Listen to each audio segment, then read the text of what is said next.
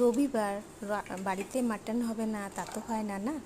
তো আজ বানাবো খুব সহজে। দেখুন, প্রথমে একটা বাটিতে কাঁচা লঙ্কা, আদা, রসুন, ধনে গুঁড়ো আর 1 চামচ লঙ্কার গুঁড়ো আর হলুদ গুঁড়ো 1/2 চামচ আর 1 চামচ মিট মশলা 1 চামচ দিয়ে এটাকে মিক্সিতে পেস্ট করে নেব।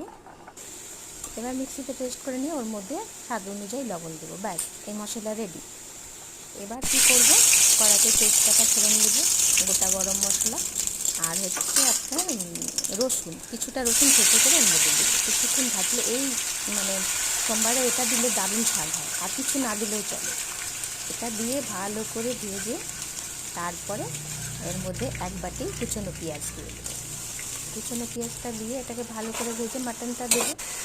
দিয়ে তারপরে কিছুক্ষণ পর ওই মশলাটা দিয়ে নেড়ে চেড়ে গরম জল দিয়ে আলু দিয়ে ব্যাস